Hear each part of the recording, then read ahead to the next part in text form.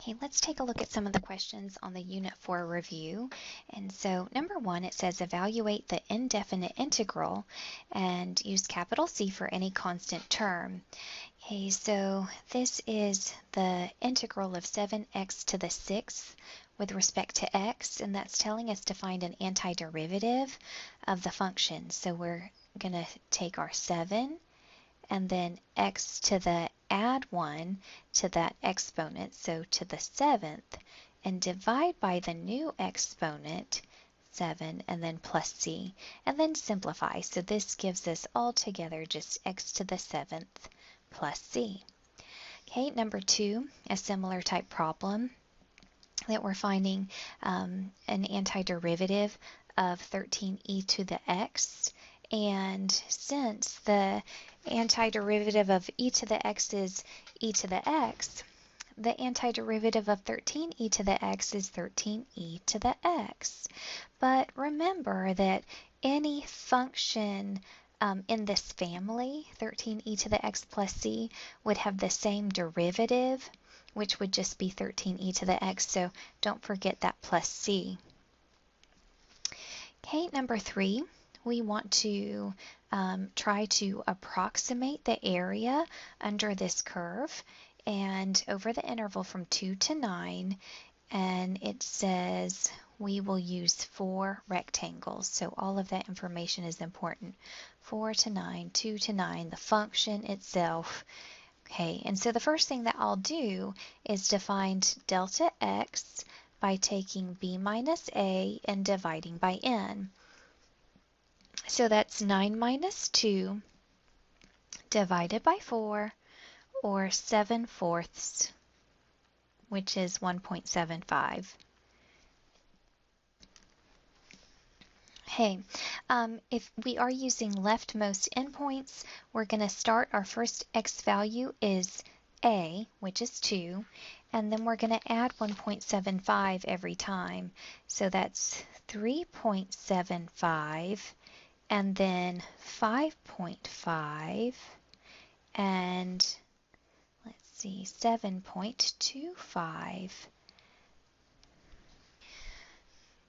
And then we'll just find those function values. You can do this kind of quickly on your calculator. Okay, substitute in y1, enter the function.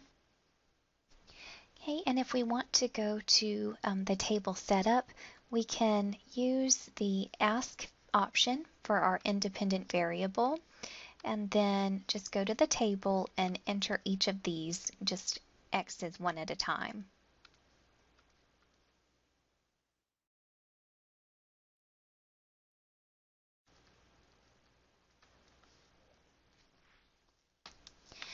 Okay, so you're going to add those function values together.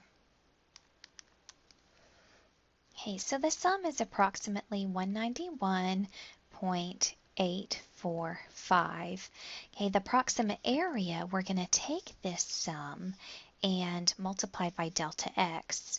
And so that'll be about 335.73. Okay, so I'm going to skip to number 6. We'll do a similar kind of thing, and we're given our function. We want to approximate the area under the curve, and we're given a different number of rectangles for each part of the problem. Okay, our interval is from 1 to 7, and so the first one for part A, we're going to find delta x by taking b minus a, so 7 minus 1, and dividing by n, which is 6. And so I get 6 over 6, which is, or just 1. Okay, next, we're splitting this up over the course of 6 rectangles, so 6 kind of subdivisions. And so if you would like, you can just go to your calculator and enter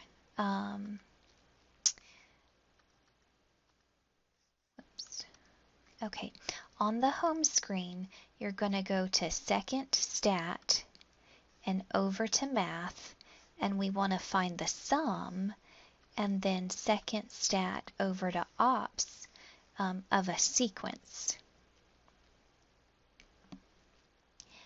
Okay, so then your calculator will probably prompt you on what to enter, but you're going to enter the expression for the function, and then the variable, and then the starting x, which is 1, the ending x, which is not 7, it's 1 less than that, so it's 6, and then our delta x, which is the step, so 1. And we get 131.8. What we have just done is found the sum of all the function values for the x coordinates that we're concerned with. Okay, but that doesn't give us the area that we are looking for, so we're then going to multiply that by delta x. In this case, it's just 1, so I don't really need to do any other operation, but 131.8. Okay, but then this should help us with the even larger numbers of rectangles. So why don't we try the 60? Okay, so we still need to find delta x. We take 7 minus 1 and divide by 60. So that's 6 over 60, or 0.1.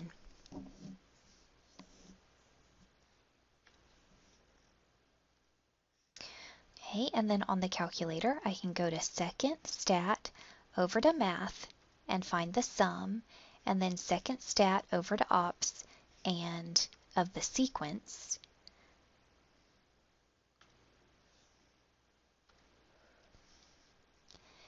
Okay, so this time our starting x is 1 and the ending is, again, not 7, but it's 0.1 less than that, so 6.9, and then our step, which is delta x, is 0.1. Okay, so then hit enter. This gives us the sum of all the function values, and then we multiply that by delta x, so 0.1. So 127.678. Okay, so then make sure that you just know the difference between using left endpoint approximation and right endpoint approximation.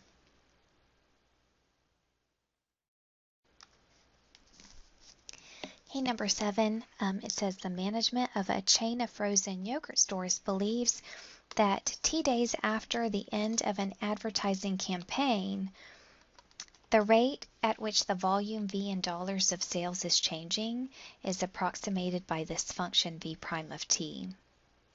Okay, on the day the advertising campaign ends, the sales volume is 200,000.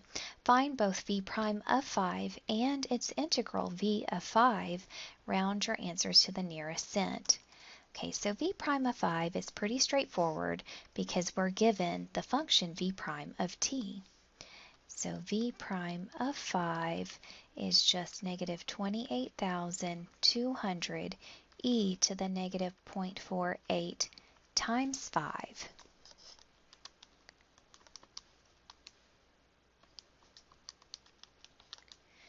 Okay, or negative 2558.25, which is rounded to the nearest cent.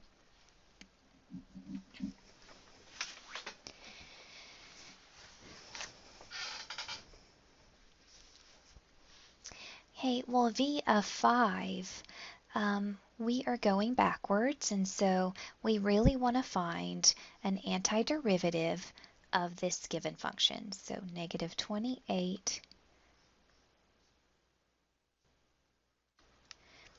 200 e to the negative 0.48 t dt. Okay, and so we use that rule so for our antiderivative of the natural exponential function, and so that's going to be negative 28,200 e to the negative 0.48 t, and then divided by negative 0.48, the coefficient of the exponent, and then plus c. We'll simplify this. Okay, and that gives us 58,750 e to the negative 0.48t plus c. Now, there's some other information that's given that's very important, which is the volume at t equals 0. Okay, so what we're going to do is substitute 0 for t, and we're going to set it equal to the volume that's given, 200,000, and that way we can solve for this constant, this missing constant of integration. Okay, well, altogether, this e to the 0 will be 1, so you end up just subtracting 58,750 from 200,000, and so we get c equals 141,250. Okay, so the function that we're going to use to answer this part of the question is v of t is equal to 58,750 e to the negative 0.48t, and then plus this constant 141,250. And so lastly, just substitute 5 for t. And we get about 146,579.68. Okay, we'll skip down to number 12.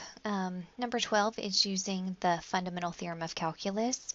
And so when we take the derivative of this integral, that we're just really going to replace t with an x, the upper limit of integration. And so we end up getting just x to the 8th.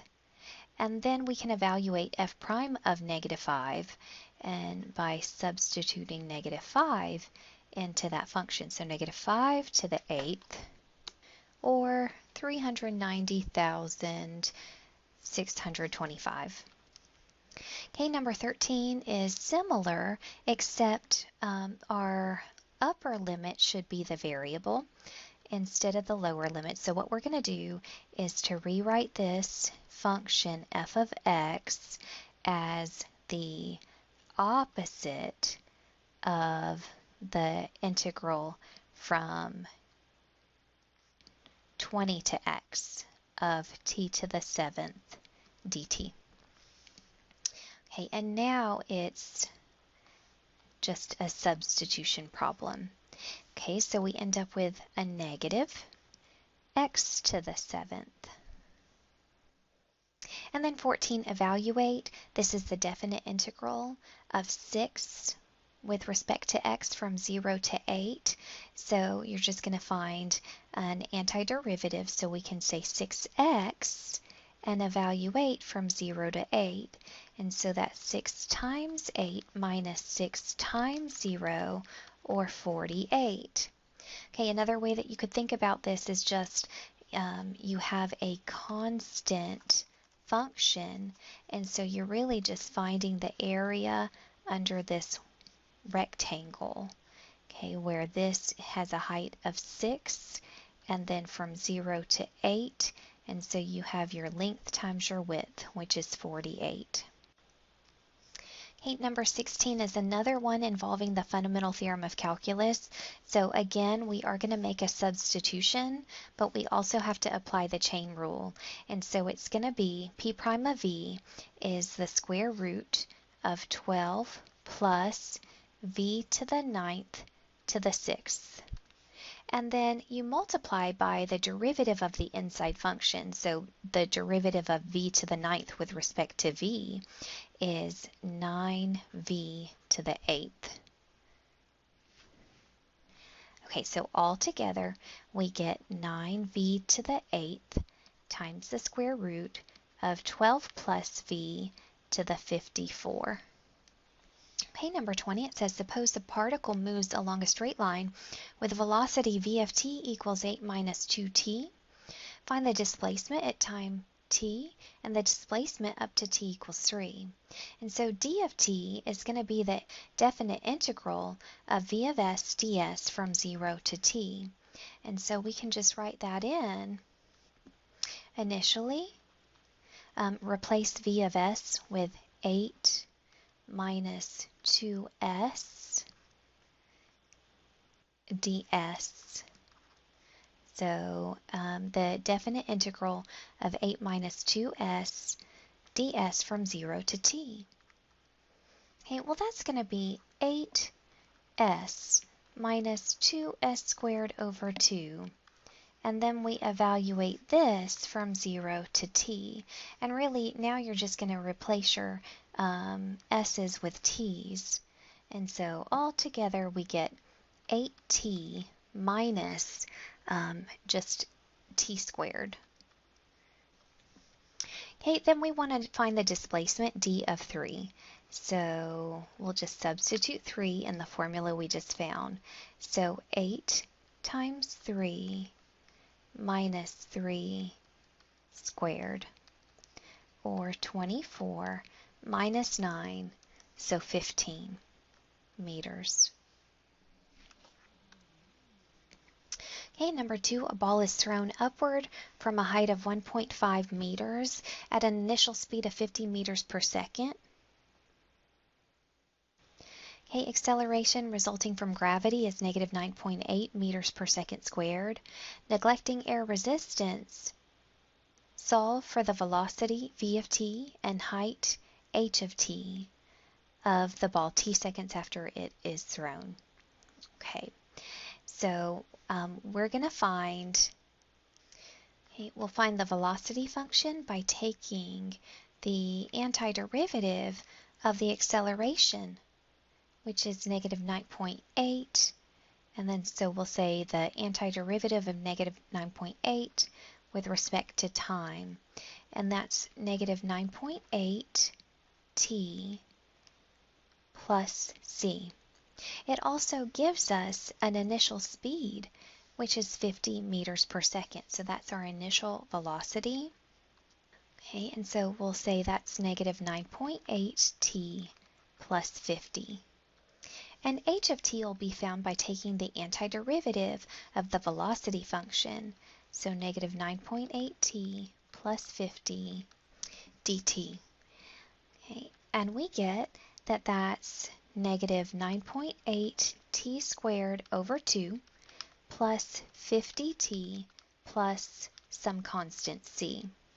Okay, simplifying that gives us negative 4.9 t squared plus 50t plus c. So lastly, we just have to figure out what this constant, and it does tell us that the initial height is 1.5 meters. And therefore the height function is going to be negative 4.9 t squared plus 50t plus 1.5.